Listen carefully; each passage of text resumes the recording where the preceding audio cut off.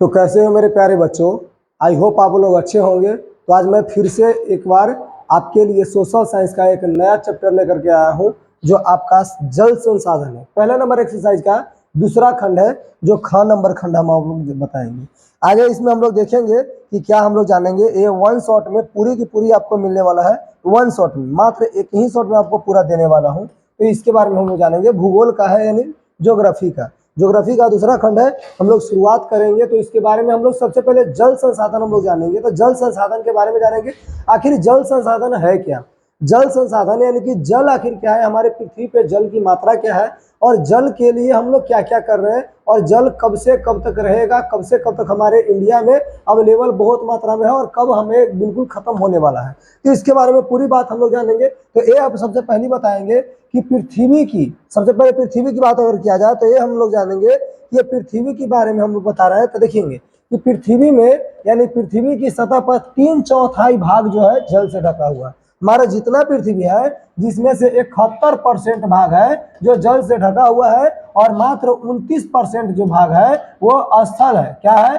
स्थल भाग है। और 71% भाग जो है ये जल से घिरा हुआ है। हमारे पूरी पृथ्वी का टोटल पृथ्वी में हम लोग जानेंगे कि 71% जो हिस्सा है वो जल से घिरा हुआ है, और 29% हिस्सा है वो स्थलीय भाग है। और इसमें जानेंगे 71% भाग में, तो 71% भाग की बात भी अगर करें हम, तो 71% में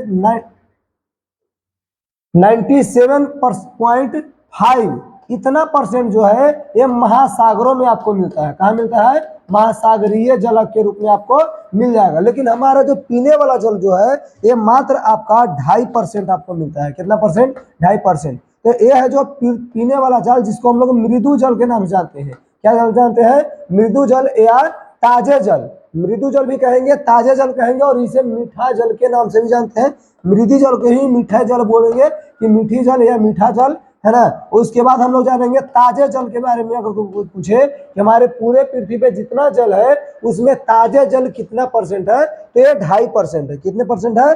2.5% है जो मीठे जल यानी ताजे जल है, मृदु जल है। आपको आगे इसमें हम बताएंगे, लेकिन इसमें पहले हम लोग ये जानेंगे कि हमारे पृथ्वी पर जितने जल है उसके 3/4 भाग जो जल से ढका हुआ है। पृथ्वी पर इतना ज्यादा जल होने के कारण, अधिक स्तर जल होने के कारण, जल जो है, जल की उपस्थिति इतना होने के कारण इसे हम नीला ग्रह के नाम से जानते हैं। याद रखें, हमारे पृथ्वी पे जितना जल है उन टोटल जल के एवं कितना परसेंट? हमारे टोटल जल के मात्र 71% जल जो है ये हमारे पृथ्वी पर, हमारे पूरा पृथ्वी के 71% जल जो है वो जलीय भाग है, और 29% जो स्थलीय भाग है। और पूरे जल का 97.5 यानी 97.5% जो है ये हमारा महासागरीय जल जो है वो खारा जल में आता है। महासागरीय जल है ये परसेंट जो है 97.5% ये महासागर में उपस्थित है, और महासागर में खारा जल के रूप में है। क्या जल के रूप में है?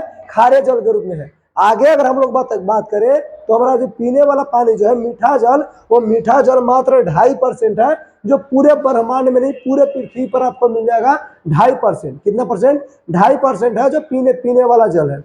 आगे अगर बात किया जाए तो हमारे पृथ्वी पे 3/4 भाग में जल है, जिसके कारण, इतना मात्रा में जल की उपस्थिति होने के कारण पृथ्वी हमें आसमान से अगर अंतरिक्ष से देखे तो नीला दिखाई पड़ता है। इसलिए इनको हम नीले ग्रह के नाम से जानते हैं। पृथ्वी को कौन से ग्रह के नाम से जानते हैं? नीले ग्रह के नाम से जानते हैं। आगे अगर हम देखें तो ये आपको कहेंगे कि देखें कि जल स्रोत किसे कहते हैं। तो जल स्रोत आखिर होता क्या है? तो जल स्रोत जहां से जल निकलता हो उसे जल स्रोत कहते हैं। जल स्रोत जहां से जल निकलता है उसे क्या बोलेंगे? जल स्रोत। या जहां, जिस जगह से जल हमें प्राप्त होता है, मिलता है, उसी को स्रोत बोलते हैं, यानी जल स्रोत कहेंगे। अब जल स्रोत कहते किसको है? तो देखिए, जिस स्रोत से जल की प्राप्ति होती है, जिस स्रोत से जल की प्राप्ति होती है उसे क्या कहेंगे? जल स्रोत कहते हैं। उसे क्या कहते हैं? जल स्रोत कहते हैं। जिस स्रोत से जल प्राप्ति होती है उसे जल स्रोत कहते हैं। आगे अगर बात करें कि जल स्रोत आखिर है कितने, जल स्रोत हमें जल कहाँ से मिलते हैं, तो जल स्रोत, देखिए, जल का स्रोत विभिन्न रूपों में पाए जाते हैं। जैसे पृष्ठीय भूमि, पृष्ठीय भूमि उसको बोलेंगे कि हमारे पृथ्वी की जो ऊपरी वाला जो सतह है इसे पृष्ठीय भूमि कहते हैं। हमारी पृथ्वी के ऊपरी सतह को क्या बोलेंगे, पृष्ठीय भूमि। और वहां पर आपको मिलेगा तालाब के रूप में, झरना के रूप में आपको मिलते हैं, और साथ में आपको मिलेंगे अति के रूप में, जो ऊपर वाला जो भाग होता है वहां पर जो झरना गिरते रहे, तालाब गिरते रहे, या झील के रूप में आपको मिलेंगे। तो ऊपरी या नदियों में आपको पानी मिलेगा, वो ऊपर ही पानी मिलता है, पृथ्वी के ऊपरी सतह पर मिलता है, और ऊपरी सतह को ही हम लोग क्या बोलते हैं, भूपृष्ठीय सतह बोलते हैं। तो वहीं पे जो जल मिलेगा उसको भूपृष्ठीय जल बोलेंगे। क्लियर। अगला नंबर देखेंगे पॉइंट, तो कहता है कि भूमिगत जल। अब भूमिगत जल किसको बोलेंगे, तो पृथ्वी के अंदर जो रह रहे पानी होते हैं उसे हम लोग भूमिगत जल बोलते हैं। पृथ्वी के अंदर वाले पानी को क्या बोलेंगे, भूमिगत जल। यानी कि ग्राउंड ग्राउंड के अंडर वाला जो पानी होता है उसे ग्राउंड वाटर बोलेंगे, यानी जमीन के नीचे पानी होता है, जिसे हम हैंडपंप या कुएं के द्वारा या नलकूपों यानी कि बोरिंग करते हैं और मोटर वोटर लगा करके जो चलते हैं उसको हम बोलते हैं क्या चीज, भूमिगत जल के बारे में जानेंगे कि वो भूमिगत जल होते हैं। आगे अगर वायुमंडलीय जल के बारे में बात किया जाए तो वायुमंडलीय जल आप लोग जानते हो कि हमारे वायुमंडल में जो छोटे छोटे वाष्प के रूप में जो जल पाए जाते हैं उसे हम लोग वायुमंडलीय जल बोलते हैं। हमारे वायुमंडल में जो छोटे छोटे कण के रूप में, हमारे वायुमंडल में छोटे छोटे कण के रूप में यानी वाष्प के रूप में अगर पाए जाते हैं जल, उसे क्या बोलते हैं, उसे वायुमंडलीय जल हम कहते हैं। और एक होता है जो चौथा नंबर है महासागरीय जल। हमारे पृथ्वी पे कई हिस्सा में आपको बताया कि हमारे जो पृथ्वी है ये पूरे पृथ्वी में आपको कितना परसेंट, 71% जो भाग है इसमें जल ही जल पाया जाता है, और 71% में आपको 97% भाग है जो महासागर में पाया जाता है। तो इन्हीं 97.97% भाग को हम लोग महासागरीय जल बोलेंगे, जो यहाँ से हम लोग जल निकालते हैं, प्राप्त करते हैं, तो इसे महासागरीय जल के रूप में जानते हैं।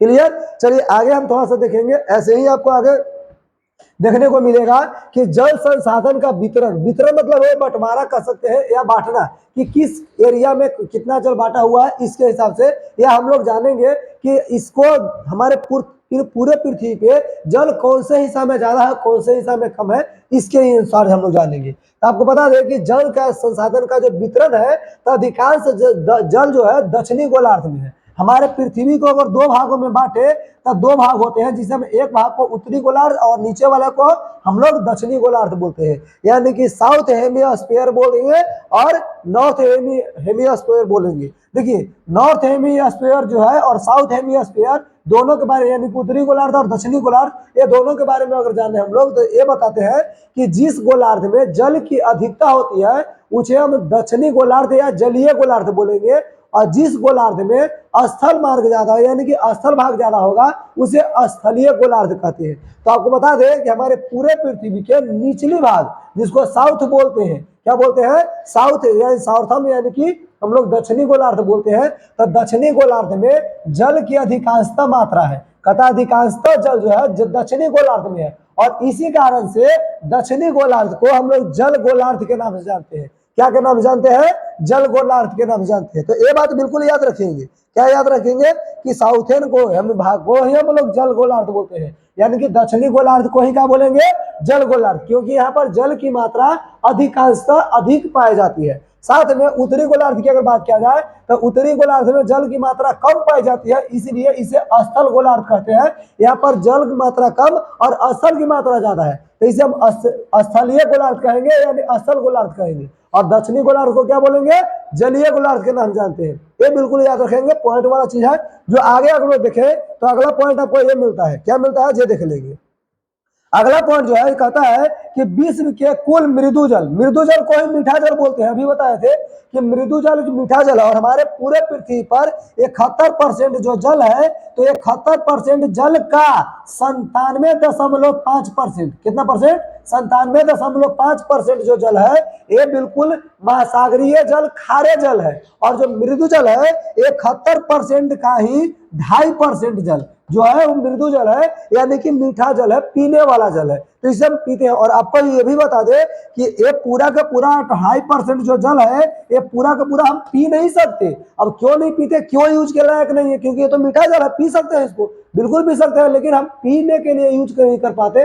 कारण इसमें है कि इसी परसेंट का, ये 2.5% का ही 70% जो जल है ये आपको बर्फ के रूप में मिलता है। क्या मिलता है, बर्फ के रूप में 2.5% का, 2.5% तो बहुत कम होता है, आपको पूरे जितना हमारे धरती पे जल है उसका 2.5% पीने वाला जल है, मीठा जल है, जिसको ताजी जल के रूप में कहें, और 2.5% का ही 70% जल जो है जिसको हम लोग नहीं पीते हैं वो बर्फ के रूप में ग्लेशियरों में और क्या ग्रीनलैंड यानी कि आपको मिल जाएंगे। तो यहाँ पर आपको मिलते हैं, तो ये आपको ग्लेशियर के रूप में बर्फ के ग्लेशियरों पे बर्फ के रूप में आपको जमा हुआ हिम के रूप में यानी कि बर्फ के रूप में। और बाकी 30% कितना परसेंट 30% आपको बता दें 30% पहले था, अभी इसका जो अथी है रेंज इसका घट गया यानी 25% हो गया। और ये 70% पहले था लेकिन ये भी अब बढ़ गया क्योंकि ये घटेगा तो इसका मात्रा बढ़ेगा, तो ये हो गया 75%। तो ये आप बिल्कुल याद रखेंगे कि 25% यानी 2.5 2.5% का ही 75% अब हो गया है, जो क्या हो के रूप में हो गया है एक ग्लेशियर के रूप में, ग्लेशियरों में ही बर्फ के रूप में जमा हुआ है। और मात्र 25% जो हिस्सा है इसे हम लोग पी सकते हैं। और 25% ऐसे ही हमको नहीं मिलता है तोहफा में कि आपको ले लो पी ले और हम लोग पीना यूज करते हैं या घरों में हम लोग के टैंक के रूप में आ जाता है, नहीं, ये 25% जल है, इसे यूज तो कर सकते हैं लेकिन कई सारे कारणों से और सभी जगह उपलब्ध ऐसा नहीं होता है। हमारे भारत में लगभग 2025 आते आते तक बिल्कुल ना के बराबर यानी बहुत ही किल्लत हो जाएगा जल की मात्रा, यानी जल हम लोग को बिल्कुल ना के बराबर मिलेगा, बोतलों में मिलेगा वो भी महंगे रेट में मिलेगा। जैसे हम लोग पेट्रोल खरीद रहे हैं और पेट्रोल पंप यूज कर रहे हैं ना, उस तरह से हमारा वाटर का पंप लगाया जाएगा और वाटर खरीदने देंगे उसी प्रकार से। लेकिन इसमें बारे में बताते हैं एक कई प्रकार के रूप में बांटा हुआ है और इसके बारे में अलग अलग पॉइंट बताएंगे कि कुआं में हम लोग जो भूमिगत जल है जमीन के अंदर वो, और साथ में झील में, झरना में, तालाब में, और इसके साथ जो ग्राउंड वाटर तो हम लोग जाने ही जाने, और कई सारे ऐसे चीज है जहां पे हम लोग यूज करने वाला जो पानी है इन्हीं वाटर पानी को हम लोग यूज करते हैं। मात्र इतना परसेंट का सोचने वाली बात है कि हमारे पूरे 71% जो जल है इसका इतना परसेंट तो बिल्कुल यूज नहीं करते, और इसके यूज नहीं करने के कारण में भी जो बचा हमारा पीने वाला पानी जो मीठा जल है इसका भी 75% हम लोग यूज नहीं कर पाते। ये 2.5% का भी 75% यूज नहीं कर पाते, मात्र 25% हम लोग यूज कर पाते हैं। तो इसके बारे में हम लोग बता रहे हैं कि पूरे विश्व में कुल जो मृदु जल है उसका 75% अंटार्कटिका, ग्रीनलैंड और पर्वतीय क्षेत्रों में बर्फ के रूप में आपको जमा है। बर्फ के जो चादर है उनके और हिमनद के रूप में आपको पाया जाता है। लगभग 25% जो जल है वो भूमिगत जल यानी कि स्वच्छ जल है, और इसे हम उपलब्धता के रूप में उपलब्ध यानी कि पीने के रूप में हम लोग यूज कर पाते हैं। साथ में ये जानेंगे कि पूरे दुनिया में ब्रह्मपुत्र नदी है जो हमारे सबसे बड़ा नदी में 1 से 10 के बीच में आता है, यानी कहता है कि ब्रह्मपुत्र और गंगा नदी पूरे दुनिया में, पूरे संसार में, यानी कि विश्व के 10 बड़ी नदियों में से एक है। के नंबर में 1 से लेके 10 सबसे बड़ी नदियों में ब्रह्मपुत्र और गंगा नदी है, वो सबसे बड़ी नदियों में आती है, जिसमें से भी पहला दूसरा की बात छोड़ दीजिए 8वां और 10वां नंबर पे आता है। हमारा नंबर पे आता है 8वां और 10वां नंबर पे, कहता है कि ब्रह्मपुत्र और गंगा नदी इन नदियों विश्व की सबसे बड़ी नदियों में है, लेकिन 8वां और 10वां स्थान पर प्राप्त होता है। केमा स्थान पे 8वां नंबर पे और 10वां स्थान पे गंगा और ब्रह्मपुत्र नदी का ही क्या होता है नाम आता है, जो सबसे बड़ी नदियों में आता है, गिनती होता है। क्लियर? आगे हम लोग देखेंगे, कहता है क्या कि जल संसाधन का उपयोग, जल संसाधन का हम लोग यूज कैसे करते हैं और कैसे हम लोग प्रति व्यक्ति यानी कि एक व्यक्ति को कितना मिल पाता है, ये पहले कितना था और अभी कितना उपलब्ध है और आगे कितना उपलब्ध हो जाएंगे, इनके बारे में जानेंगे। तो हम लोग ये जानेंगे कि 1951 ईस्वी की अगर बात करें तो 1951 ईस्वी में भारत में प्रति व्यक्ति जल की उपलब्धता जो था 5177 घनत्व के रूप में है, यानी कि इतना मीटर हमारे एक व्यक्ति को मिल पाता था, यानी कि एक व्यक्ति के पास इतना जल उपलब्ध था और उतना जल वो एक वर्ष में यूज कर सकता है। कितना वर्ष? यानी प्रति वर्ष की बात करें कि 1951 ईस्वी में भारत में प्रति व्यक्ति यानी एक व्यक्ति के पास कितना जल है 5177 घन मीटर है, जो उसके पास एक व्यक्ति को बंटवारा अगर किया जाए तो एक एक व्यक्ति को मिलेगा। लेकिन ये 2001 की बात किया जाए तो ये 1829 यानी कि 1/3 बिल्कुल हो गया 50 सालों में। 50 सालों में कितना हो गया?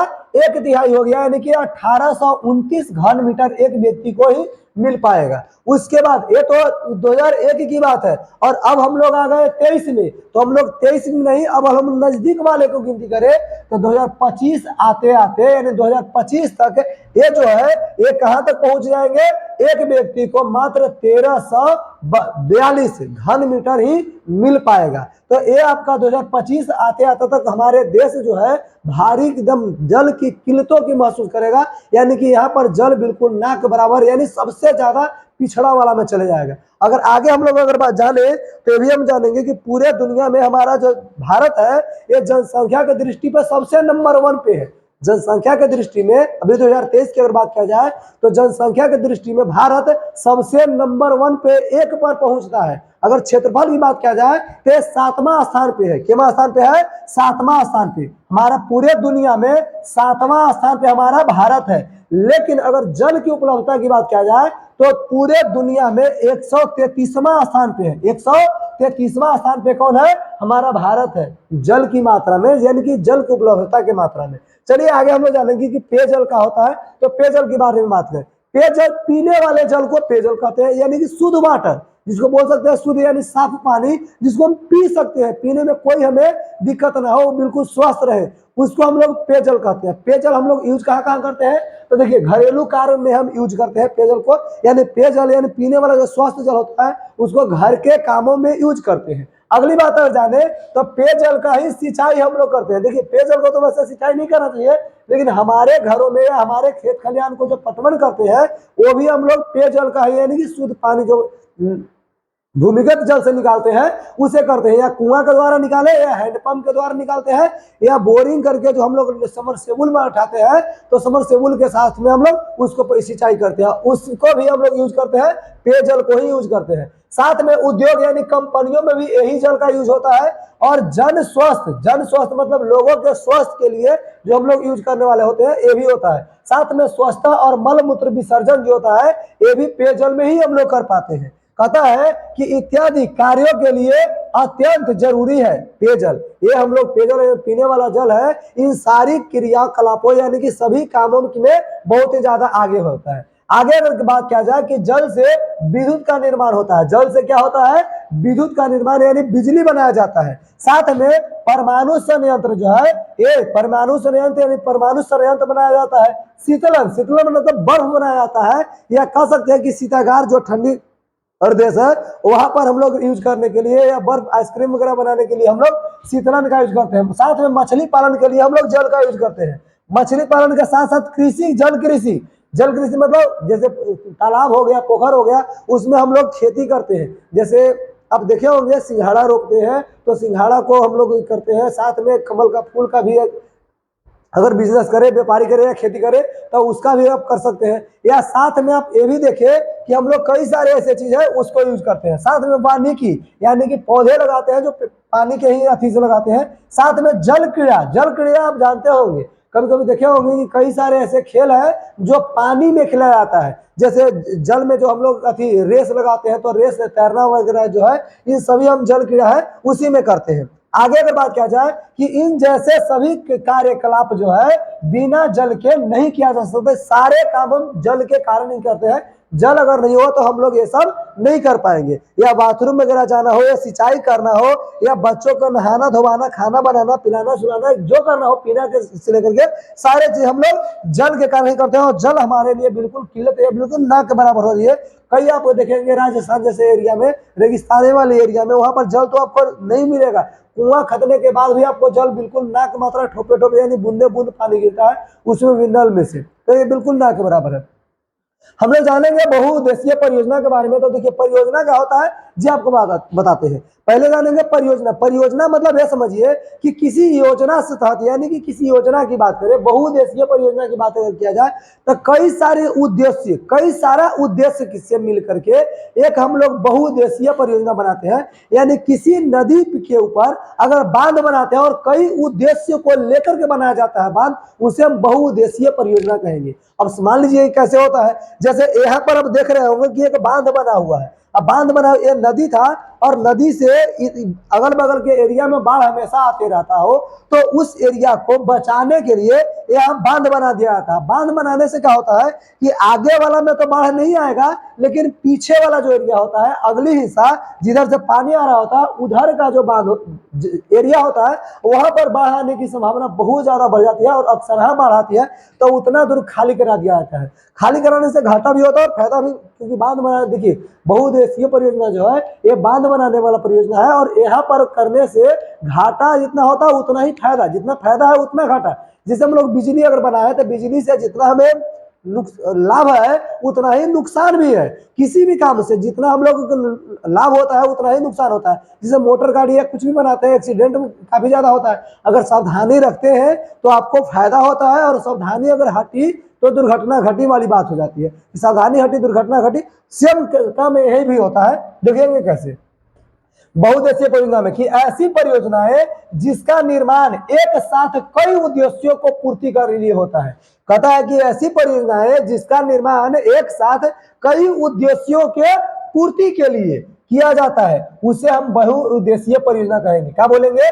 बहुउद्देशीय परियोजना कहते हैं। अब बहुउद्देशीय परियोजना में क्या क्या होता है ये देखिए। सबसे पहले पंडित जवाहरलाल नेहरू जी थे, ये बहुउद्देशीय परियोजना के बारे में कुछ कहे थे बांध बनाने के लिए, बांधों को क्या कहते हैं ये सुनिए। कहता है बहुउद्देशीय परियोजना में, ये नोट पॉइंट है, बिल्कुल नोट कीजिएगा, क्योंकि ऑब्जेक्टिव में अक्सर पूछा जाता है, और इसे आप VVI में भी रख सकते हैं, बिल्कुल कोई दिक्कत नहीं है। इसको VVI में भी आप डालेंगे ये बिल्कुल चलेगा जी, तो याद रखेंगे इसके बारे में, ठीक है। चलिए अगली बात क्या कहते हैं। कहते हैं कि बहुउद्देशीय परियोजनाओं के भारत है, भारत का प्रथम प्रधानमंत्री, बहुउद्देशीय परियोजनाओं को भारत के प्रथम प्रधानमंत्री पंडित जवाहरलाल नेहरू ने गर्व से कहा था क्या कि आधुनिक भारत का मंदिर। आधुनिक भारत का मंदिर किसने कहा था? तो पंडित जवाहरलाल नेहरू ने कहा था। आधुनिक भारत का मंदिर किसने कहा था? तो भारत के प्रथम प्रधानमंत्री पंडित जवाहरलाल नेहरू ने कहे थे आधुनिक भारत का मंदिर। तो ये ऑब्जेक्टिव में आता है, बिल्कुल VVI में याद कीजिएगा, बिल्कुल आपको रटा देना है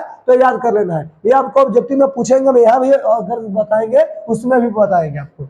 चलिए अगला नंबर पॉइंट देखेंगे। कहता है बहुउद्देशीय परियोजनाओं के विकास के उद्देश्य, इसमें क्या क्या से विकास होता है। तो बहुउद्देशीय परियोजना से लाभ हमें, यानी विकास मतलब ये समझिए कि ग्रो करता है, नहीं कि लाभ होता है, तो लाभ होगा तभी ग्रो करता है। तो इस प्रकार हम जानेंगे कि बाढ़ का नियंत्रण होता है। देखिए बहुउद्देशीय परियोजना से में बाढ़ का नियंत्रित होता है, यानी कि बाढ़ जिस एरिया में आता है उस एरिया में बाढ़ बिल्कुल न के बराबर कम जाता है। क्योंकि देखिए अगर हम लोग किसी भी एरिया में किसी नदी पर अगर बांध बनाते हैं तो आगे पानी नहीं जाएगा, तो आगे पानी नहीं जाता है, हम कंट्रोल कर लेंगे। यानी कि जितना बाहरी पानी आ रहा है और उस पानी आने वाले पानी को रोक करके रखे तो आगे पानी नहीं जाएगा। यानी कि जितना हम चाहेंगे उतना ही, और वहां से दूसरा नहर में निकाल देंगे, 2-4 नहर निकाल देंगे, पानी को मोड़ सकते हैं। तो पानी को मोड़ सकते हैं, 2-4 नहर निकाल सकते हैं, और सभी को बांट बांट करके पानी देंगे तो बाढ़ बिल्कुल ना के बराबर आता है, तो पानी नहीं आएगा। तो ये होता है बाढ़ को नियंत्रित करता है। बहुउद्देशीय परियोजना में बाढ़ का नियंत्रण होता है, साथ में मृदा अपरदन पर रोक होता है। अब जब धीरे धीरे पानी जब कहीं पर जाएगा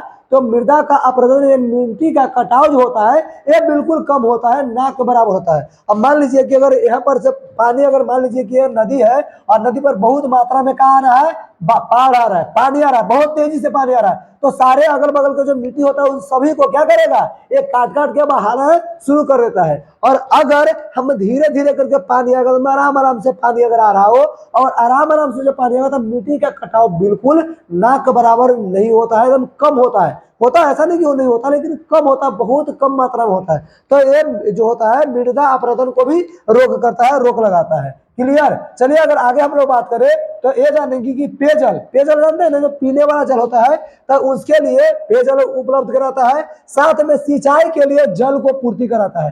पेयजल और सिंचाई दोनों के लिए जल को पूर्ति कराता है, जरूरत को हमको देता है, साथ में परिवहन का भी यूज करता है। देखिए अब कहीं पर बांध बन जाए, मान लीजिए कि इसी नदी है और यहाँ पर अगर बांध बना दिया जाए, तो बांध बना देंगे तो ऊपर से हम गाड़ी को भी लाने ले जाने का काम कर सकते हैं, यानी परिवहन का काम हो जाएगा। इस नदी के इस तरफ से उस तरफ जो नहीं जा सकता था, अगर नाव वगैरह की जरूरत पड़ता था, तो इस तरफ से उस तरफ बिल्कुल अब गाड़ी को हम लेकर जा सकते हैं, सड़क भी यूज कर सकते हैं सड़क की तरह। तो ये होता है कि परिवहन की तरह यूज कर सकते हैं। साथ में मनोरंजन, इसके साथ में क्या हो सकता है कि मनोरंजन, पर्यटन, लोग यहाँ पर देखने आएंगे, मनोरंजन करेंगे, तब पर्यटन के लिए भी काम करता है, यानी कि मनोरंजन के लिए काम करता है। वन्य जीव, यानी कि वन जंगल में जो जीव रहते हैं और उस एरिया तरफ आप क्या ले जा सकते हैं, नहर वगैरह ले जा सकते हैं और जंगलों में इस पानी को छोड़ सकते हैं कि वहां वाले जो जितना वन है वहां पर आप इसको यूज कर सकते हैं। मत्स्य पालन, यानी कि यहाँ पर जब बाढ़ अगर आ जाए, आप देखे होंगे ऐसा वाला जो अगर बना हुआ हो डैम, तो इसके एरिया जो पानी से भरा हुआ है, यहाँ पर आप मछली पालन कर सकते हैं, मछली का पालन हो सकता है।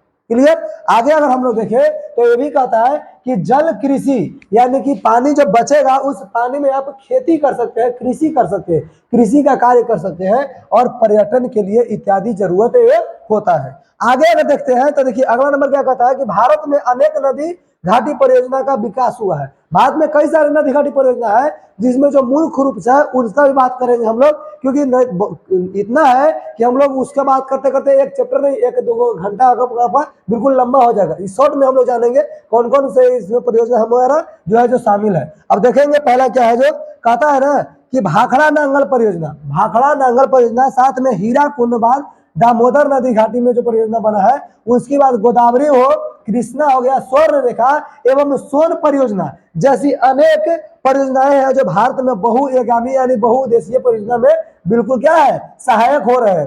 और इन सभी के बारे में हम बात करते हैं। जैसे आपका मेन रूप आता है नर्मदा बचाओ आंदोलन, तो नर्मदा बचाओ आंदोलन के बारे में बात अगर करें, देखिए नर्मदा बचाओ आंदोलन एक गैर सरकारी संगठन है। गैर सरकारी संगठन किसको बोलते हैं, जो प्राइवेट संगठन होते हैं उनको हम लोग गैर सरकारी संगठन बोलते हैं। प्राइवेट संगठन को हम लोग क्या बोलते हैं, पर्यावट।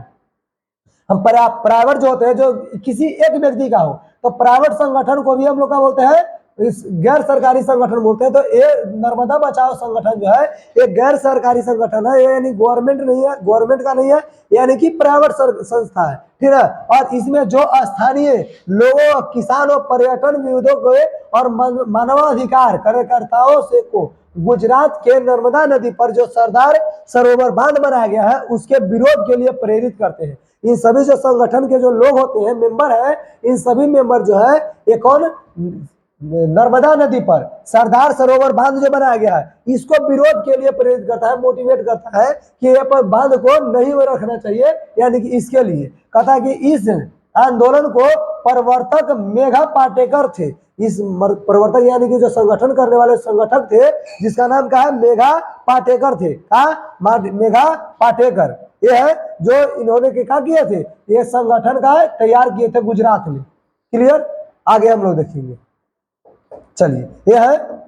आगे अगर हम लोग देखें तो ये देखेंगे बहुउद्देशीय परियोजनाओं से होने वाली हानियां। अब आपको बताए थे कि नदी घाटी परियोजना जब होगा तो उसमें जितना लाभ होता है उतना हानि होता है। अब ये बहुउद्देशीय परियोजना जब होगा तो उसमें हानि भी निकलेगा। अब हानि क्या क्या होने वाला है, ये देखेंगे कि हानि क्या क्या है। देखिए पर्याप्त मुआवजा का न मिल पाना। पर्याप्त मुआवजा ये कह सकते हैं कि जहाँ पे नदी में परियोजना बनाया जाएगा यानी बांध बनाया जाएगा, वहां पर कुछ एरिया में बनाया जाएगा, उस कुछ एकड़ में बनाया जाता है, और उस एकड़ वाला जो जमीन होता है वो किसी एक गवर्नमेंट का डायरेक्टली तो नहीं होता है। वैसे तो हम कह सकते हैं कि वो जो जितना हमारे देश के संपत्ति आता है सारे के सारे राष्ट्रीय सरकार का होता है, लेकिन उसमें निजी भी होता है। अब निजी मतलब किसी आदमी का पर्सनल होता है, तब उस आदमी को या उस पर्सनल व्यक्ति का जो जमीन होता है उससे आप डायरेक्टली नहीं छीन सकते, उसके लिए आपको कुछ मुआवजा देना पड़ता है। तो पूरा का पूरा भरपूर मात्रा में मुआवजा नहीं दे पाते हैं। यानी कि मान लीजिए कि यहाँ पर ये नदी आपका है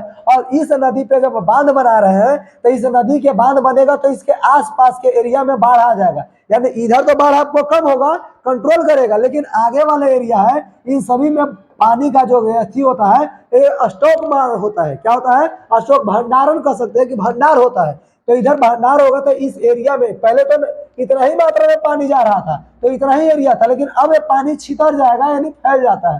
तो फैलने वाला जो एरिया है इन सभी एरिया को खाली करा दिया जाता है। क्या किया जाता है, खाली। अब ये खाली एरिया कराएगा तो ये जितना एरिया में जब खाली कराया तो इन सबका जमीन का मुआवजा देना होता है, जो सभी को भरपूर मात्रा में नहीं मिल पाता है, यानी कि नहीं मिल पाना। पर्याप्त यानी जितना जरूरत होता है उतना मुआवजा उनको नहीं मिलता, इसके वजह से ये हानि है। दूसरी बात कहता विस्थापित होना, यानी कि यहाँ के सभी लोग, गांव हो शहर हो या कोई भी चीज हो, तो यहाँ से सभी लोग को बाहर ले जाना पड़ता है, यानी ये एरिया खाली करके दूसरा जगह ले जाना पड़ता है, तो इसको कहते हैं प्रतिस्थापित कर देना। या वो जो पानी इधर जो मुड़ रहा है, इन सभी पानी को दूसरे एरिया में फैलाते हैं, तो इसको कहेंगे विस्थापित होना। अब अगला नंबर हम लोग जानेंगे पुनर्वास। पुनर्वास की समस्या ये कहेंगे कि एक जगह से दूसरे जगह जाकर के बस जाते हैं, उनको पुनर्वास या प्रवास कहते हैं। क्या बोलते हैं? पुनर्वास या प्रवास कहते हैं। एक जगह एक स्थान अपना जो खानदानी जगह हो उसको छोड़ करके दूसरे एरिया में या दूसरे शहर में जाकर बस जाते हैं, उसे प्रवास या पुनर्वास कहेंगे। अब पुनर्वास मतलब यहाँ पर अगर बनेगा तो यहाँ के जितना गांव वगैरह खाली होगा तो कहीं पर दूसरा जगह जाकर के बसेंगे। अब बसने में उन्हें समस्याएं तो होगी, हानि तो होगा, तो उनकी समस्या यानी कि हानि की बात किया जाता है। अगला नंबर है कि इसके आसपास में बाढ़ का आ जाना। इसके आसपास में जो है वो बाढ़ बिल्कुल आना तय है, तो आसपास में बाढ़ आएगा, तो ये हमारी हानियां है। आगे अगर बात किया जाए तो बहुउद्देशीय परियोजनाओं के कारण भूकंप का समस्या बढ़ जाती है। बिल्कुल सही है। अगर सभी जगह मान लीजिए कि आप एक भी देख सकते हैं कि अगर चौड़ाई में मान लीजिए कि 10 मीटर चौड़ाई में अगर पानी जा रहा है, मानने की बात कर रहे हैं कि आप मानिए कि 10 मीटर चौड़ाई में अगर पानी जा रहा हो, तब तो जा रहा है बिल्कुल आराम से, कोई दिक्कत नहीं। लेकिन यही अगर 100 मीटर में अगर पानी फैला हुआ हो और ये हमेशा फैला हुआ पानी एकदम कंट्रोल में किया हुआ रहे, तो यहाँ का जो पानी का जो मिट्टी है वो दलदला हो जाता है। अब दलदल यानी कि बिल्कुल पानी से भरा हुआ रहेगा, तो वहां पर बाढ़ आने की संभावना बढ़ जाती है।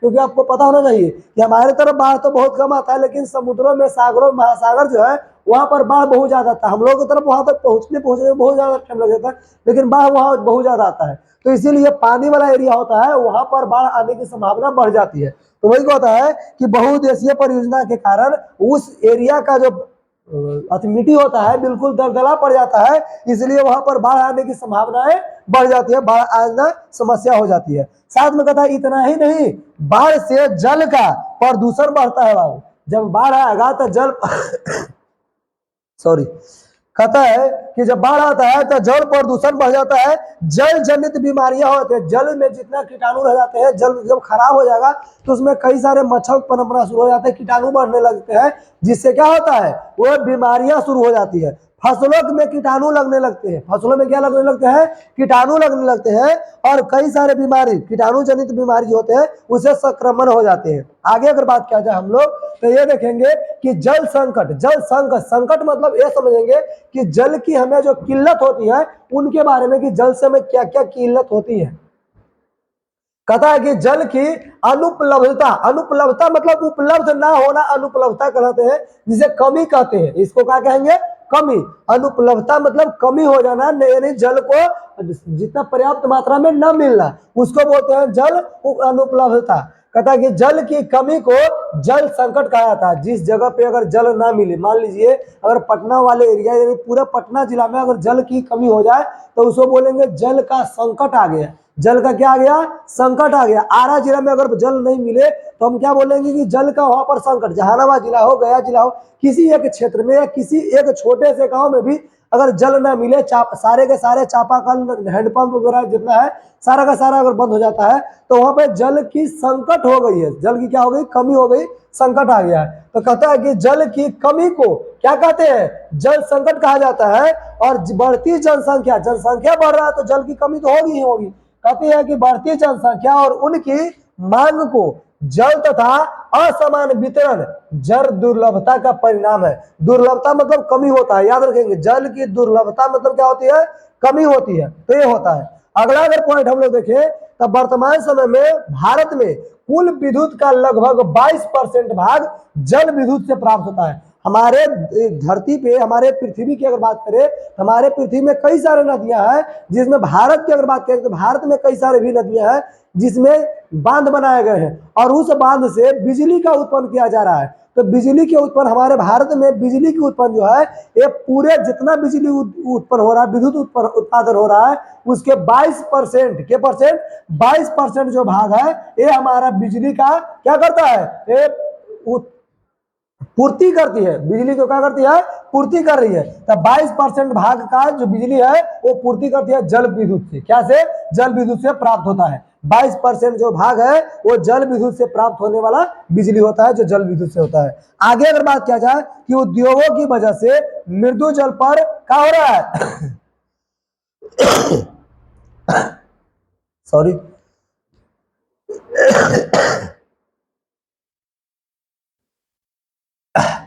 चलिए आगे देखेंगे। कहता है कि उद्योगों की वजह से मृदु जल पर दबाव बढ़ रहा है। शहरों में बढ़ती आबादी और शहरी जीवन शैली के कारण जल विद्युत का आवश्यकता तेजी से वृद्धि हुई है। क्लियर? देखिए अब जहां जहां अगर बिजली के बनेगा तो बिजली उत्पादन में सबसे मेन जो काम होता है ये होता है डैम का। अगर डैम बनता है, बांध बनता है और हमारा पानी जो तेजी से आता है, यहाँ पर मोटर लगा दिया जाता है या और मोटर लगा करके बिजली का उत्पादन होता है, जो हमारे पूरे भारत में 22% भाग पर विद्युत जल विद्युत सा प्रयोग के होता है।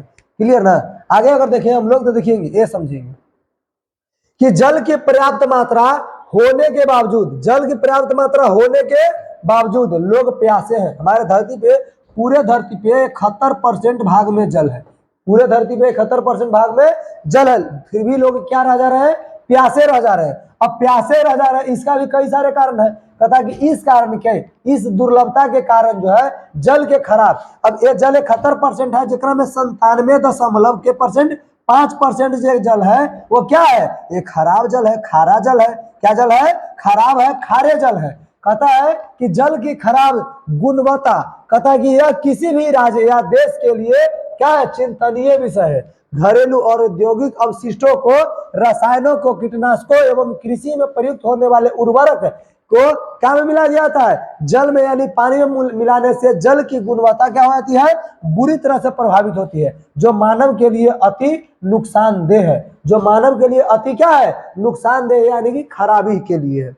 आगे अगर बात किया जाए तो केवल कानपुर में 180 गो चमड़े के कारखाने हैं, कंपनियां हैं। 180 चमड़ा के कारखाना यानी कि कंपनी है। सोचने वाली बात है कि कानपुर में, केवल कानपुर में 180 गो चमड़े के क्या है? कारखाने हैं, और जिससे जो मल मूत्र का जो विसर्जन होता है वो नदियों में होता है। क्या में होता है? नदियों में होते हैं। कहता है कि केवल कानपुर में 180 चमड़े के कारखाने हैं, जो प्रतिदिन कितना लाख? 58 लाख लीटर मल का विसर्जन गंगा नदी में किया जाता है। कौन नदी में किया जाता है? गंगा नदी में इसका विसर्जन किया जाता है। क्लियर? आगे अगर हम देखेंगे तो ये देखेंगे कि जल संरक्षण एवं प्रबंधन की आवश्यकता। जल संरक्षण या जल संरक्षण मतलब क्या होता है? उसका बचाव करना। अब संरक्षण मतलब बचाव, मतलब ये नहीं कह दे कि जल को पूरा पूरा बचा ही लेना है, लेकिन जितना जरूरत हो, आवश्यकता के अनुसार खर्चा करते हैं, उसे हम जल संरक्षण कहते हैं। जल को आवश्यकता के अनुसार हम खर्चा करते हैं, उसे क्या कहेंगे? जल कहते हैं। कभी किसी को देखेंगे कि जब स्नान करने वाली जो पानी हो तो एक बाल्टी से, या बड़ी वाली बाल्टी हो तो एक बाल्टी, या छोटी बाल्टी हो तो 2 बाल्टी से भी स्नान कर सकते हैं, लेकिन 10-10, 15-15 बाल्टी से स्नान करते हैं। तो ये जल संरक्षण, जल का बिल्कुल क्या हो रहा है? हानि वहां पर हो रहा है, जल का बिल्कुल दुर्व्यवहार हो रहा है। कोई कपड़ा अगर धो रहे हैं या कोई बरस भी कर रहा था, नल को खुला छोड़ दिया, तो ये जल का दुर्व्यवहार हो रहा है। अब जल का हम लोग का संरक्षण कर रहा है, वो कैसे करेंगे? तो जल को जितना जरूरत है उतना ही यूज करें, उस जल संरक्षण होता है। अब यहाँ पर समझेंगे कि जल संसाधन की सीमित आपूर्ति है। अब जल तो बिल्कुल सीमित है, ये जल में कोई ऐसा नहीं कि जल बढ़ोतरी करेगा, हमेशा बढ़ते रहेगा, नहीं। जल अगर मान लीजिए कि हमारे पास 10 लीटर है तो 10 लीटर है, और मान लीजिए 10 गो लोग हमारे पास है, तो 1-1 लीटर सबको पड़ेगा। कितना लीटर पड़ेगा?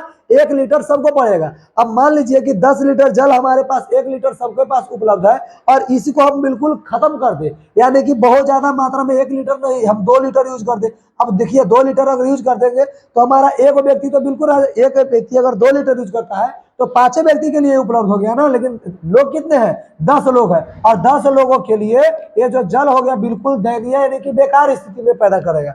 तो कहता है कि देखिए सीमित जल जो है बिल्कुल सीमित है। जल संसाधन की सीमित आपूर्ति, तेजी से फैलते हुए प्रदूषण, समय की मांग को देखते हुए जल संसाधन का संरक्षण और प्रबंधन क्या है? अपरिहार्य, यानी कि इसको देखते हुए प्रदूषण हो रहा है, और साथ में जल की मांग बढ़ती, समय बढ़ेगा जल की मांग बढ़ेगा, तो समय बढ़ रहा है, जल की मांग बढ़ रहा है, जिसके कारण जल को हमको बचा के रखना है। अब 2 लीटर खर्चा कर रहे थे, ये आपको नहीं खर्चा करना पड़ेगा, आपको खर्चा नहीं करना है, इसको बिल्कुल जितना आवश्यकता है उतना ही खर्चा कीजिए। आप जल को 1 लीटर से भी कम, आप आधा लीटर भी जल को अगर यूज करते हैं तो ये आपका जल का संरक्षण होगा, यानी कि जितना आपको जरूरत है उतना ही यूज कीजिए, तो आपके लिए ये फायदा के लिए काम करेगा, साथ में जल का संरक्षण होता है। कहता है कि जिसके स्वस्थ जीवन, खाद्यान्न सुरक्षा और आजीविका और उत्पाद अनुक्रियाओं को सुनिश्चित किया जा सके, तो इसके लिए कर सकते हैं। जैसे जीवन शैली, पूरा जीवन यापन करने के लिए खाद्यान्न को सुरक्षा, आजीविका और उत्पादन अनुक्रिया में हम लोग जल को बचा सकते हैं, तो ये हम लोग बिल्कुल सुनिश्चित कर सकते हैं, बिल्कुल बचा सकते हैं। साथ में देखते हैं अगला नंबर पॉइंट कि जल संसाधनों के दुर्लभता या संकट से निवारण के लिए सरकार ने सितंबर 1987 ईस्वी में राष्ट्रीय जल नीति को स्वीकार किया कि जल को बचाने के लिए सभी जगह प्रचार प्रसार करने लगे और लोगों को जागरूक करने लगे कि जल को अब क्या करना है, बचाना है। कभी कभी देखिए, अगर कोई अगर पानी मंगाता है पीने के लिए, तो पानी तो पीने के लिए मंगाएगा ही मंगाएगा, साथ में अगर 1 लोटा या 1 गिलास अगर पानी लाता है तो 1 गिलास में आधा गिलास पानी पिएगा और आधा गिलास पानी बच जाता है, तो वो बिल्कुल वेस्ट हो गया, वो बिल्कुल बिगा जाता है, उसे कोई यूज नहीं करते कोई, तो वो होता है जो जल को बिल्कुल बेकार कर जाते हैं। तो उसको बचाने के लिए सितंबर 1987 ईस्वी में राष्ट्रीय जल नीति का अपनाया गया, स्वीकार किया गया। क्लियर। चलिए अगला नंबर हम लोग देखेंगे, अगला पॉइंट क्या कहता है। कहता है कि इसके अंतर्गत सरकार ने जल संरक्षण के लिए निम्न सिद्धांतों को ध्यान में रख करके योजनाओं को क्या किया, बनाया गया। यानी कि जल संरक्षण जो नीति है, हाँ, तो राष्ट्रीय जल संरक्षण नीति, उसके अंतर्गत सरकार ने जल संरक्षण के लिए निम्न सिद्धांतों, यानी कुछ नीचे के दिए गए सिद्धांत है, इसको अपनाने की बात क्या है कि इसको ध्यान में रखकर आयोजन को बनाया है। क्या बनाया है? सबसे पहले तो ये बताया कि जल की उपलब्धता को बनाए रखना, जल की उपलब्धता यानी जितना जल है उसको बिल्कुल बना कर रखना है, उसको में खर्चा नहीं करना है। साथ में ये बताया कि जल को प्रदूषित होने से बचाना है, जल जब बचा हुआ जल आपका है तो उसको पॉल्यूशित होने से यानी बेकार गंदा होने से उसको बचा कर रखना, उसको गंदा नहीं होने देना है। तीसरी की बात बोले हैं कि जब जो जल प्रदूषित हो गया है तब प्रदूषित जल को स्वच्छ करके यानी उसे पुनः चक्रण किया जाए, यानी गंदे जल को बिल्कुल साफ करके आप फिर से उसे यूज करना शुरू कर दे। तो इसकी बात है, यानी 3 वो नीति अपनाया, तो 3 नीति को अपनाया गया है, जिससे हमारा जो जल है बिल्कुल इसे स्टॉक रखना शुरू कर दे। आप देखे हो कि हमारे बिहार में पूरे जल में जितना एरिया है सभी जगह अति खननाया जा रहा है, यानी कि पोखर और तालाब खुदाया जा रहा है और उसका भी पैसा सरकार दे रही है। यानी कि खनवाने वाले जो लोग हैं वो भी तो खनन करेंगे ही करेंगे, पोखर बनवाना ही है, साथ में सरकार उसको बनवाने का पैसा भी दे रहा है कि फ्री में बनवाइए, साथ में पैसा, और चारों तरफ अगर पेड़ लगाते हैं, चारों तरफ पेड़ लगाइए, साथ में उसको हर साल सालाना उसको पेमेंट किया जाता है, यानी 1500, 2000, 3000 या आपको 6000 के आसपास में आपको पेमेंट किया जाता है, हर साल पेमेंट किया जाता है। तो ये एक अच्छा नियम लागू हुआ है। साथ में कहते हैं कि सभी जगह जो वितरण होता है पानी को बचाने के लिए, तो ये किया जाना चाहिए, और जो खराब जल है उस जल को यानी वेस्ट जल को बिल्कुल साफ सफाई करके पीने योग्य जल को बनाना है। क्लियर। चलिए अगला नंबर हम लोग देखें, तो ये देखते हैं कि वर्षा जल संग्रहण, वर्षा जल को संग्रहण करेंगे और उसका पुनः चक्रण करेंगे। अब जब बारिश जो होता है उस पानी को बचाएंगे यानी जमा करके रखेंगे और उसको पूरा पीनो योग या उसे हम लोग पुनः चक्रण योग करते हैं, यानी कि उसको यूज करेंगे अपने दैनिक जीवन में। कैसे काम करेंगे ये देखेंगे।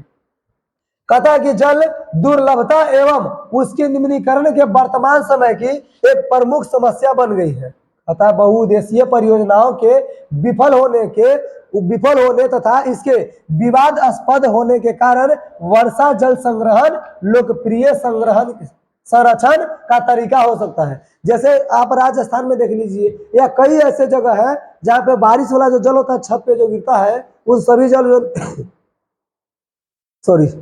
जो नीचे गिरता है उस सभी जल को बिल्कुल एक टैंक में भर दिया जाता है और उसे बर्तन धोने के लिए, कार वगैरह गाड़ी धोने के लिए, कपड़े धोने के लिए उसे यूज करना शुरू करते हैं। तो एक सबसे अच्छा तरीका हो सकता है।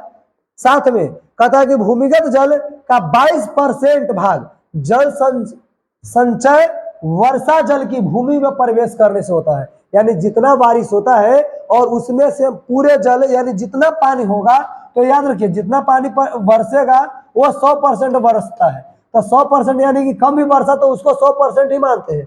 अब इतने का आपका 22% जल ही आपका जमीन के अंदर प्रवेश करता है, भूमिगत जल जल के रूप में मौजूद होता है। बाकी आपका जो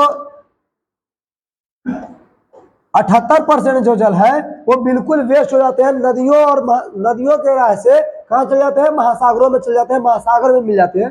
तो ये 78% बिल्कुल हो जाता है। बाकी आपका जमीन के अंदर कितना परसेंट बच जाता है, ये आपका 22% ही बचता है। तो इसकी बात करता है अगला नंबर। क्लियर है? चलिए अब आगे पॉइंट देखेंगे। देखिए सूखे प्रदेश और अर्ध सूखे, अर्ध सूखे मतलब आधा सूखा हुआ जो क्षेत्र होते हैं, वहां पे जल वर्षा को एकत्रित करने के लिए गड्ढे का निर्माण किया जाता है, यानी पोखर बनाया जाता है। क्या बनाया जाता है? पोखर बनाया जाता है, जल को रुके रुके रहने के लिए, ना कि वो नदियों के राह से कहा चल जाए, समुद्र में जाकर के मिल जाते। तो इसके लिए सूखे क्षेत्र और अर्ध सूखे क्षेत्र में वर्षा जल को एकत्रित करने के, एकत्रित मतलब जमा करने के लिए भंडारण कर सकते हैं, भंडारण भंडारण भंडारण करने के लिए, यानी एकत्रित करने के लिए, जमा करने के लिए गड्ढे का निर्माण किया जाता है। किस चीज का निर्माण करते हैं? गड्ढे का निर्माण करते हैं। कहता है कि जिससे मिट्टी सिंचित, मिट्टी में क्या होता है, सिंचित करके खेती की जा सकती है, यानी कि मिट्टी में सिंचाई किया जा सकता है, उससे खेती किया जा सकता है। कहता कि उसे राजस्थान के जैसलमेर खादी सॉरी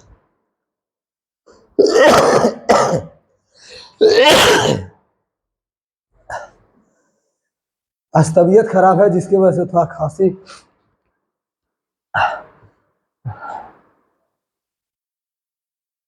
उसे राजस्थान के जैसलमेर में खादीन तथा अन्य क्षेत्रों में जोहर्द के नाम से पुकारा जाता है। क्या जी के नाम से पुकारा जाता है? जोहर्द के नाम से पुकारा जाता है। राजस्थान के बीरानो, कहता है कि फलोदी और बाड़मेर में जैसे सूखे क्षेत्रों में पेयजल संचय भूमिगत जल में टैंक किया जाता है, यानी कि भूमि के अंदर जमा किया जाता है, उससे हम बिल्कुल टांका कहते हैं। यानी जमीन के अंदर एक कुआं की तरह बना दिया जाता है और उसमें बारिश वाला जल जितना होगा उस सभी को कुआं में डाल करके रखते हैं, तो उसी को हम लोग क्या बोलते हैं? टांका बोलते हैं। क्या बोलते हैं? टांका कहते हैं। कहता है कि मेघालय स्थित चेरापूंजी और मानसीराम नाम का एक जगह है जहां पर बहुत ज्यादा बारिश होता है। भारत में सर्वाधिक बारिश जो है मानसीराम में होता है। कहाँ होता है? मानसीराम में। ये आपको ऑब्जेक्टिव में आने वाला क्वेश्चन के रूप में आपको मिलेगा कि भारत में सब सर्वाधिक बारिश कहाँ होता है, तो मानसीराम में होता है। चेरापूंजी एवं मानसीराम दोनों जगह है जो एक ही जगह में मिल जाता है। तो मानसीराम जो है, जो भारत में सबसे ज्यादा बारिश होता है और ये विश्व की सर्वाधिक वर्षा होती है इसमें। विश्व यानी कि पूरे भारत में, ये पूरे विश्व में सर्वाधिक यानी बहुत ज्यादा बारिश होता है जो मानसीराम में होता है, जहां पर पेय जल संकट के निवारण के लिए लगभग 25% ये छत का जल संग्रह से होता है। यानी जितना बारिश होता है छत पे, उसका 25% जल को संग्रह कर लेते हैं वहां के लोग। और साथ में मेघालय के शिलांग में छत जल संग्रह का आज भी क्या है, परंपरागत रूप में प्रचलित है। ये मेघालय में जो शिलांग जैसा जगह है, वहां पर छत पर से जितना बारिश होता है उन सभी को जल को संग्रह करके और सिंचित करके रखते हैं। साथ में अगर जल संग्रह के सबसे अच्छा उदाहरण दे तो घरों के बाहर पंचसोखा लगाया कीजिए, उससे जल संग्रह का सबसे अच्छा उदाहरण और कोई नहीं हो सकता। जल का बचाव वही होता है, पंचसोखा। पंचसोखा का मतलब ये कह सकते हैं कि मैंने घर के बाहर या घर के पिछवाड़े में या पीछे अगर कोई खाली जगह मिलता है, वहां पे कुछ बड़े बड़े गड्ढा खनन करके और उसमें पानी, जितना नली वाला पानी हो या चापाकल वाला पानी जो जाता हो, आंगन का पानी सब के सारा उसी में जाए, उसे सोख करके वो हमारे धरती के अंदर जाता है, ना कि वो पानी बर्बाद होता है। तो वो सबसे अच्छा उदाहरण हो सकता है। आगे अगर हम लोग बात करें तो ये देखेंगे कि पश्चिमी राजस्थान में इंदिरा गांधी नहर के विकास से इस क्षेत्र का 12मासी मतलब 12 महीना, 12मासी कहते होता है कि 12 महीने या 12 माह भी कह सकते हैं। कहता कि 12मासी पेयजल उपलब्ध होने के कारण यह जो वर्षा का जल जो है, ये जल संग्रह की उपेक्षा हो रही है, जो खेदजनक है। खेद मतलब दुखद है। क्या है? खेद मतलब दुखद है। आगे अगर बात करें तब वर्तमान में महाराष्ट्र, मध्य प्रदेश, राजस्थान, गुजरात सहित कई सारे राज्य ऐसे हैं जो वर्षा जल संरक्षण एवं पुनः चक्रण किया जा सकता है। पुनः की चक्रण जो है वो किया जा रहा है इन सभी जगह पे। बाकी आगे अगर बात करें तो स्वतंत्रता के बाद भारत में जब हमारा आजादी मिल गया था, तो आजादी के बाद भारत की आर्थिक, सामाजिक और व्यापारिक सहित समग्र यानी सबसे आगे जो विकास जो है उद्देश्य से जल संसाधन के उपयोग हेतु योजनाएं तैयार की गई थी, और बिहार में इन उद्देश्यों को ध्यान में रख करके और कई सारे परियोजनाएं बनाई गई। आपको बताते चले कि सोन नदी, गंडक नदी और कोसी नदी परियोजना, इन 3 गो परियोजना है जो सबसे मुख्य आता है। और आपको बता दें कि हमारे भारत में, हमारे बिहार के सबसे पुराना जो नदी परियोजना है वो सोन नदी परियोजना है। कौन नदी परियोजना है? सोन नदी परियोजना, जो हमारे बिहार में है। पता है कि सोन नदी परियोजना, सोन नदी घाटी परियोजना जो है, ये सोन नदी घाटी परियोजना बिहार की सबसे प्राचीन परियोजना में से एक है। कहता है कि बिहार के सबसे प्राचीन मतलब सबसे पुराना परियोजना में साथ साथ यहाँ की पहली परियोजना है, बिहार के सबसे पहली परियोजना और सबसे प्राचीन परियोजना है। कहता है कि ब्रिटिश सरकार ने सिंचित के लिए यानी कि सिंचाई करने के लिए, भूमि को सिंचाई करने के लिए और सिंचाई में वृद्धि होने के लिए अधिकाधिक फसल उत्पादन की दृष्टि से इस परियोजना का विकास किए कि कब किए? 1874 ईस्वी में किया था। कौन किए थे? ब्रिटिश सरकार यानी कि अंग्रेजों ने। आगे अगर बात किया जाए तो सुविकसित रूप से यह नहर 3 लाख हेक्टेयर भूमि को क्या करता है? 3 लाख हेक्टेयर भूमि को सिंचाई करता है। 3 लाख हेक्टेयर भूमि को क्या करती है? सिंचती है। और 1968 ईस्वी में इस परियोजना को डेहरी एंड सोन का नाम सुने होंगे, जो सासाराम में आपको, सासाराम के पास आपको मिल जाता है। कहता है कि डेहरी एंड सोन से, डेहरी से 10 किलोमीटर के दूरी पर, डेहरी से 10 किलोमीटर के दूरी पर यह इंद्रपुरी नाम का एक स्थान है, वहां पर बांध लगाकर बहुउद्देशीय परियोजना का रूप देने का प्रयास किया गया है। और इस पुराने नहर जल का बैराज से पुनः पूर्ति, नहरी विस्तारीकरण एवं सुदृढ़ीकरण हुआ है। कहता कि यही वजह है कि सोन का यह सूखाग्रस्त प्रदेश जो है आज बिहार का क्या हो गया है? चावल का कटोरा के नाम से जाना जाता है, विभूषित हुआ है। यानी कि ये कह सकते हैं कि डेहरी के आसपास वाला जैसलमेर वाला जितना एरिया है उसे चावल के कटोरा के नाम से जाना जाता है। बिहार के चावल का कटोरा, बिहार के चावल का कटोरा क्या किसको बोलते हैं? बिहार का जो चावल का कटोरा है वो हम बोलते हैं सोन के पास वाले जो डेहरी के नाम जो है, डेहरी को क्या बोलते हैं? डेहरी वाले एरिया को। क्लियर? आगे अगर देखें हम लोग तो ये कहेंगे कि बिहार इस परियोजना के अंतर्गत जल विद्युत उत्पादन के लिए शक्ति गृह भी स्थापित हुआ है। आपको बता दें कि डेहरी एंड सोन के पास जो बांध बनाया गया है उसमें से जल विद्युत उत्पादन के लिए गृह शक्ति यानी कि बनाया गया है, और उससे कितना 6.6 मेगावाट ऊर्जा प्राप्त होती है, यानी कि बिजली बनाया जा सकता है इस नहर पे यानी डेहरी के पास। कहता कि इस ऊर्जा का उपयोग डालमिया नगर के बड़े औद्योगिक प्रतिष्ठान से रूप में उभर के रहा है। कहता बिहार विभाजन के पूर्व इंद्रपुरी जलाशय योजना, कहता कंदन जलाशय योजना के नाम से जानी जाती थी। और इसके अतिरिक्त भी बिहार के अंतर्गत कई नदी घाटी परियोजनाएं जो है ये प्रस्तावित है। इसके विकास की आवश्यकता है, इसके विकास के क्या है? आवश्यकता है, जिसमें दुर्गावती जलाशय परियोजना और ऊपरी क्यूल जलाशय जो है वो परियोजना, साथ में बागमती परियोजना तथा बरनार जलाशय परियोजना इत्यादि शामिल है। क्यूल जगह का नाम है तो क्यूल है, साथ में दुर्गावती नाम है जो जलाशय परियोजना है, यानी कि जल का परियोजना जो है उसका नाम है। तो इन सारी परियोजना जो है बिहार में आपको मौजूद मिलते हैं। चलिए, थैंक यू, इतना ही आज के लिए इतना ही। और अगले वीडियो के लिए या ऑब्जेक्टिव सब्जेक्टिव क्वेश्चन आंसर के लिए बिल्कुल तैयार रहें, आपको अगला वीडियो मिलने वाला है। आज तबीयत थोड़ा खराब था इसलिए सॉरी थोड़ा